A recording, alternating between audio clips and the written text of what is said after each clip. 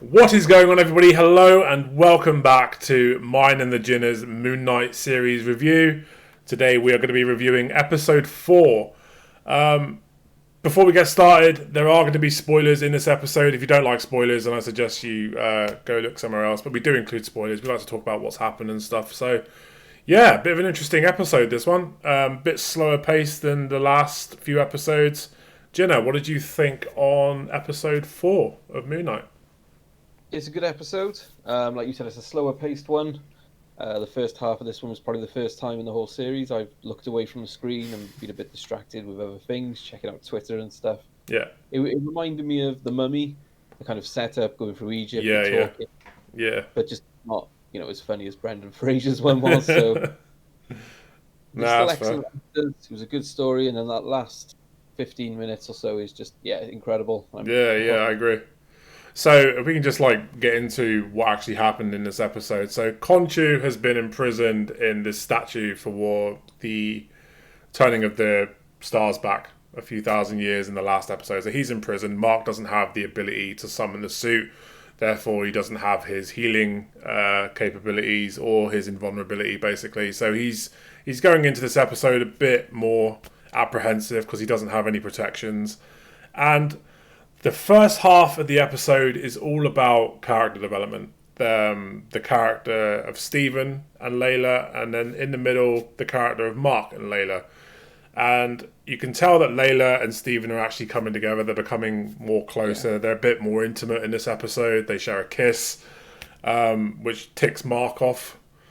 And Mark and Layla, well, there's a bombshell in there right at the end. Well, Ethan Hawke comes along and drops a massive bombshell on Mark and Layla's relationship.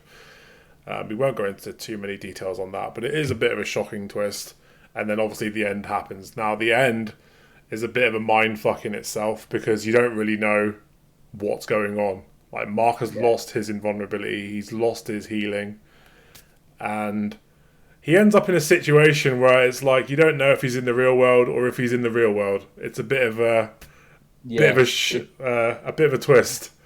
You don't know if he's imagining the whole thing, or if he's in the real world. He's having these illusions because of things he's seeing around him.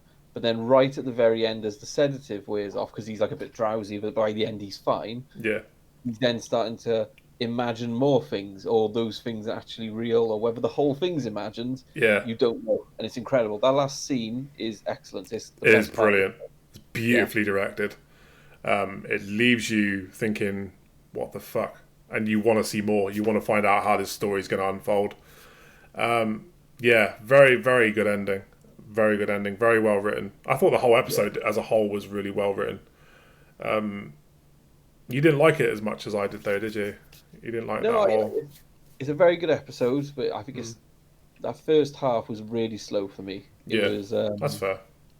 Like I said to you, I'd watched the battle scene in Halo about 4 or 5 times in a row. And first I was all hyped up and adrenaline and this is amazing. I come into this, which was quite slow and character driven. And I did enjoy Layla and was it Mark? It was Stephen. She kissed Stephen. Yeah, those two getting along really well, and Mark's warning him off and stuff. But then he kind of respected him because he told him something he didn't expect him to tell her. Yes, I remember. He tells her about Khonshu's real plan if Mark isn't the Moon Knight. He tells her why he had to push her away, which is really cool. And he respects Stephen a bit more after that, so that's cool. They are definitely coming together a bit more, aren't they? The relationship between Mark and Stephen, and a better fit than what the other one were. She was saying, you've gone into this, you've gone the first episode, or when she turns up, it lays a lot of groundwork of you're doing this and this to copy me and what have you, but it seems like that's genuinely his personality, so they seem more of a match.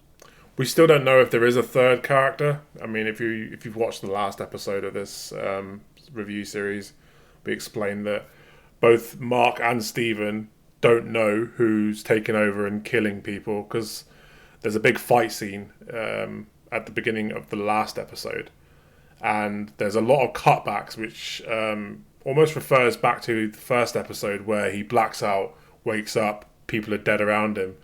Only this time, Mark doesn't know and Stephen doesn't know who's doing the killing. Neither of them seem to know, which kind of implies that there's a third personality. So it'll be interesting to see if that actually does come to fruition. So there's a lot of that. It's weird. Like we don't really know what's going on with the third personality, potential third personality. But one bit is he has the guy on the roof, and then he sees him in the street. Yeah. And he's like, "You just let me go." Yeah. And he's like, "I'm not going to kill you. I just need the information." Then it comes back to him, and he's got the knife, and he's already stabbed him. Knife out to kill him, and he's like, "Well, I didn't get the information." Yeah. So it wasn't me. I let him go. So you don't know who. There must be a. They're both accusing each other, but both of them, neither of them know who's killed him. So it is really cool. There has to be a third, really. But I liked at the end of this episode that when, after the events at the end of the episode, they actually end up in the same room together, don't they? And they hug each other. So it was really cool to see both of the personalities in the same place at the same time, being able to physically interact with each other. I thought that was a really nice touch, which kind of implies that it is all really in his head. But yeah, it's really interesting to see where this is going to go, especially after the ending of this episode. See, episode 5 can't come quick enough. I'm right there waiting for the next episode. So that's pretty much wraps up this review. If you had to give it a score on a scale of 1 to 10, Ginna, what would you give it? So it's a lower one for me, for the majority. I've been up in the 9s and 9.5s, and I'm really enjoying it. It's an 8, so it's still a very high score. But yeah, it's an 8 out of 10 for me. I'm gonna keep mine on a 9 because I was really engrossed in this episode. I like the slower paced, character driven narrative. You don't always have to have like big high octane action scenes.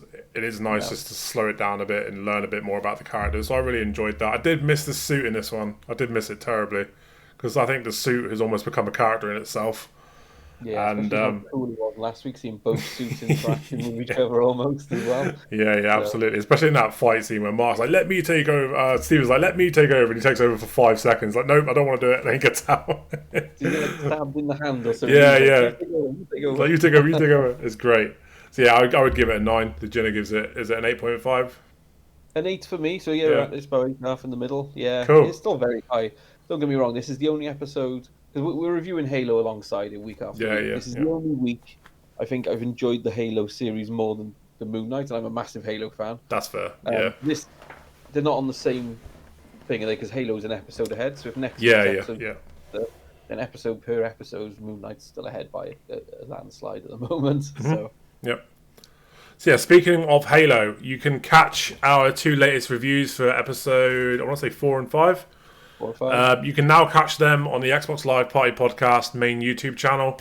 You definitely want to check these one out. We had a lot of fun recording these episodes. There's a lot of comedy involved. We really enjoyed them, but yeah, definitely go and check it out.